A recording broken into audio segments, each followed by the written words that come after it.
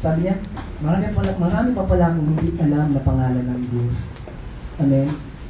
Ang proper name po ng Diyos ay Jehovah o Yahweh. YHWH. Ibig sabihin po ng pangalan niya, I am. Amen? Siya po yun. Pero marami po siyang designation at function. Doon po lumalabas siya Elohim, El Elyon, Powerful God. Amen? At marami pa na napag-aralan ng natin lahat. And today we talk about the word Jehovah Shammah. Yun po yung Hebrew word. Amen? Jehovah Shammah. Madali yung tandaan ito. Ako natandaan ko kasi yung word na Shammah. The Lord is there, or the Lord is here. So, ibig sabihin lang, si Jehovah, self-existing one, na hindi kailangan ng tulong ng iba, ay kasyama mo. Tama po ba? Shammah. Sandali pong tandaan. Kaya, pag meron mo kayong mga anak mo ng Christian, meron ako nakita Shammah yung pinangalan niya sa anak niya. Saan niya nakuha yan? Sa Bible po yun. At sa Bible na yun po, ang ibig sabihin ng Shammah ay, nandoon si Lord. Alam niyo po, sa unang na-mention niya, sa Ezekiel 48, verse 35. Sabi rito, the distance all around will be 18,000 cubits, and the name of the city from that time on will be, the Lord is there, or Jehovah Shammah. Talking about Ezekiel, kung titingnan niyo po ang konteksto ng Ezekiel, ang mga tao po sa panahon na ito, lalo ng Israel, ang titigas po ng ulo nila sa panahon na ito. Kaya nga po sa panahon na ito, sila po inalis dun sa bayan nila sa Israel, dun sa Jerusalem, at noong 586 BC po ay sinira po yung lugar nilang yon, at sila po transfer from that place, sila po dinala sa Babylon, dinala sa Persia, at naging na-conquer ng Mid-Persian Empire, and the rest is history. Ang reason po, titigas ng ulo. Ayaw pumoko sa Panginoon sa panahon na yun.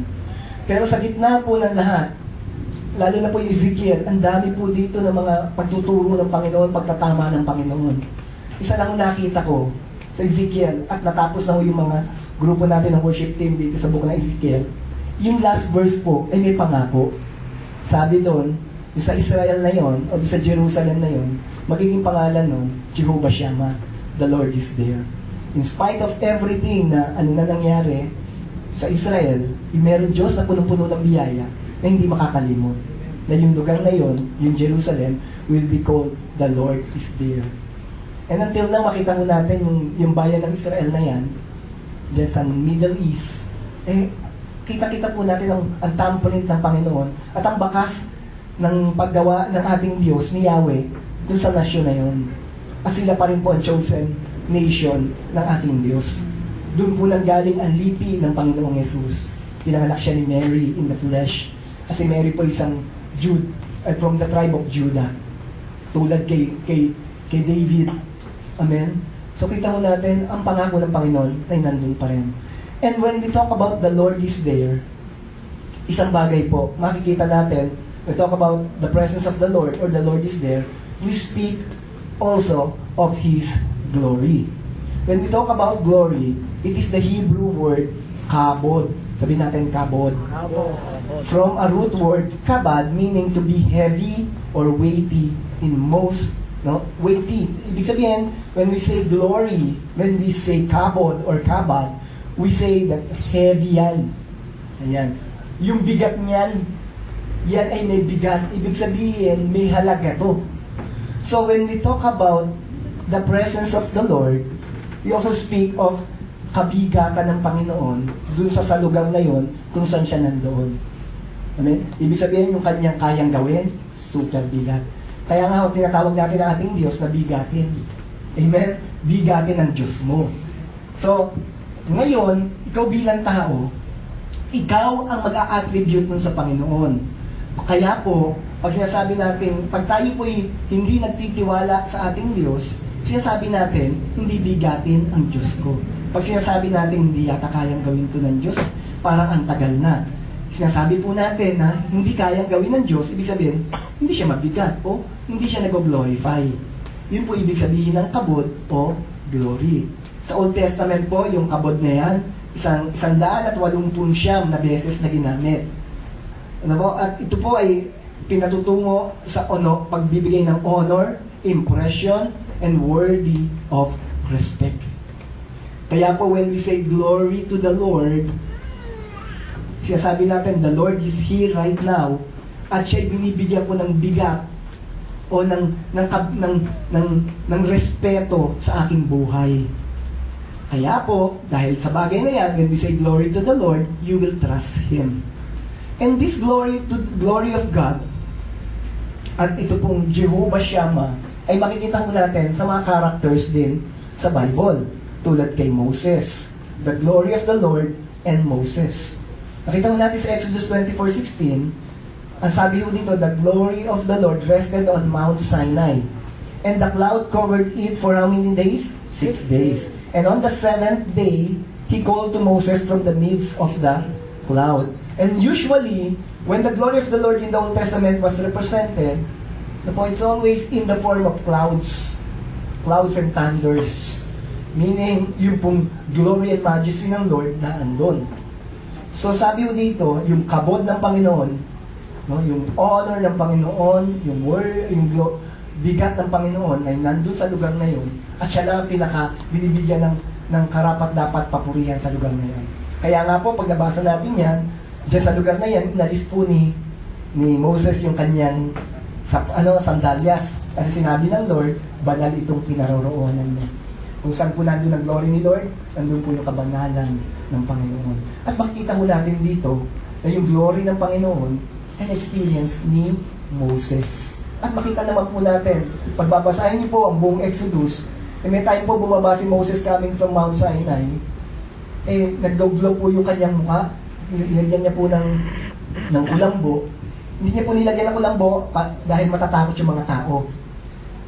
Nilagyan niya po ng kulambo kasi po, nung napupunan niya na wala na yung liwanag niya, kasi matagal na siyang wala doon sa lugar ng Panginoon, sabi niya baka magulat sila, wala na. So yun po yung point doon. So kung saan nandun ang glory ng Panginoon, andun din po yung reflection nito sa ating buhay bilang mga anak niya. Amen? Tingnan din natin sumunod sa Tabernacle of Tent. Panahon din po ni Moses to. Bumaba rin po ang glory ni Lord in the form of clouds. No? Exodus 40:35 and 34 and 35 from the New American Standard Bible. Sabi po rito, then the clouds covered the tent of meeting, and the glory of the Lord filled the tabernacle. Moses was not able to enter the tent of meeting. Why? Because the cloud has settled on it, and the glory of the Lord filled the tabernacle. Yung tabernacle po, sabi ko sa inyo kanina, when we talk about the glory of the Lord, talagang po pinupuno ng Panginoon yun na kanyang presensya. So where the glory of the Lord is, there is His presence. Amen? At nakita ko natin dito, hindi yung makapasok si Moses sa tent of meeting kasi punong-puno po ng clouds. Another, the glory of the Lord in the nation of Israel. Isaiah 1 Samuel 4:21-22. Sabi dito, she named the boy Ichabod, saying, the glory has departed from Israel because of the capture of the ark of God and the death of her father-in-law and her husband. She said, the glory has departed from Israel, for the ark of God has been captured. Nanganak po itong babaeng ito po ang iniilay, at yung pangalan po ng bata ay, remember yung glory is Habod. Nilagyan po ng I sa unahan, naging Ikabod. Hindi po yun yung daga na nandun sa comics, ikabud-bugwit, no po? Pero yung word na Ikabod, yun po yung Hebrew word, meaning the glory departed.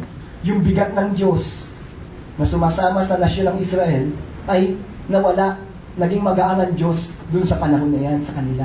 Ibig sabihin po, nag-depart yung presence ng Diyos sa kanila. And take note, in the Old Testament, when the Lord will use somebody, siya po ay magdedwell lang kay Moses. Hindi po buong mga lahat ng karakter sa Old Testament ay bumababa ang Diyos sa kanila. Pinipili lang po kay Ezekiel, kay Samuel, kay David, and the presence of the Lord dwell upon David. Makita niyo po yan. And the presence of the Lord is with Joseph. Amen? Ganun po, nakita ko natin, individual po makipag-deal sa Old Testament ang ating Diyos. Patuloy ho natin. So nakita ko natin sa nation of Israel, nung panahon po ito nila Eli, po, dahil nga ho na-capture yung Ark of the Covenant, itong namatay ho yung mga anak ni Eli and the rest is so on and so forth. Yung pong asamang isa, dahil nga ho ganun na nangyayari, sabi niya nawala na ang presensya ng Diyos sa aking nasyon. Ikabod ang pinangalan ko. At makita naman naman sa buhay ni Solomon, na bumaba po uli ang presensya ng Diyos. 2 Chronicles 7 verse 1 from the NIV. Sabi rito, the glory of the Lord in the temple built by Solomon. When Solomon finished praying, fire came down from heaven and consumed the burnt offerings and the sacrifices. And, sabi rito, and the glory of the Lord filled the temple. Dito raw, napakaraming sinacrifice, thousands na mga kettles sinacrifice sa Panginoon. May time pa rito, pag binasa niyo yan, hindi po sila makakilos sa presensya ng Diyos sa lugar na yun. Sometimes you will experience that thing sa buhay mo, na talaga nasa presensya ka ng Panginoon, hindi ka makakilos. Alam ko, meron tayong mga experience, we don't always dwell in our senses. Di po ba? Pero Diyos po nagpapadama. Amen? Minsan, sino po dito yung nakakadama minsan na siya po ay, yung kamay niya ay namamanhid. Amen? Hindi po dahil nahigaan lang at namamanhid. Habang kumakanta ka sa Panginoon, may naka-experience ng gano'n. Feeling mo, laki ng kamay mo. Amen? Marami pa. At bigla ka nalang umiiyak. We don't dwell on that. Kasi po, we live by faith and not by sight or by feelings. But, pwede po natin maramdaman yan. So, you can ask for that ganyang mga experience from sa glory ng Panginoon. Amen, church? Amen. So, desire mo rin po. Desire mo sa Panginoon. Kasi gusto niya rin maramdaman mo yan.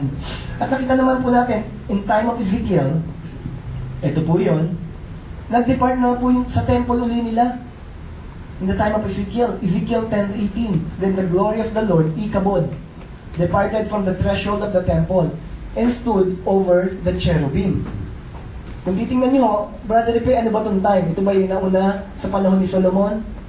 O mas later to? Later po ito.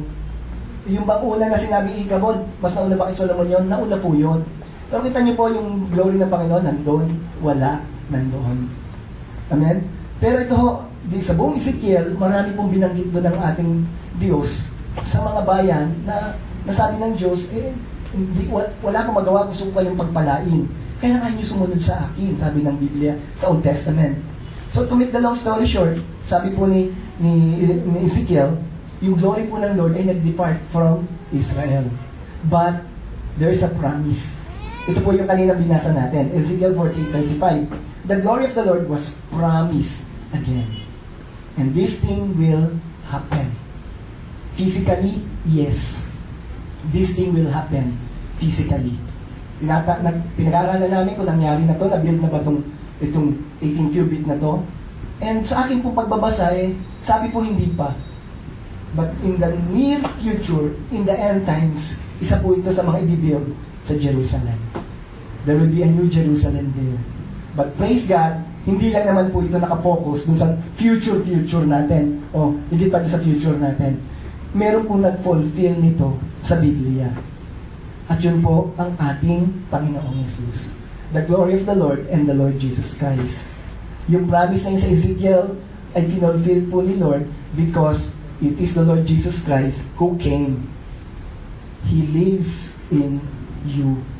The Lord Jesus, you are His temple. Tingnan po natin sa John chapter 1 verse 14. From John chapter 1 verse 14, NASB, the American Standard Bible, and the Word became what? Flesh. The Word here is the Lord Jesus Christ. And dwelt among us. We saw His glory. What's that word? The kabod, the glory, the doxa. Yun po yung Greek word. Yun po, weight din po ibig sabihin nun. Binibigyan ng weight. Amen? Doxology. Kaya po kumarin tayo doxology. To give weight and glory sa Lord. Yun po yung Greek word ng glory sa New Testament. In the Old Testament, it is the kabod or kabad. Amen? We saw His glory, glory as of the only begotten from the Father. Full of what? He's full of what? Grace and truth. That's our Lord Jesus Christ.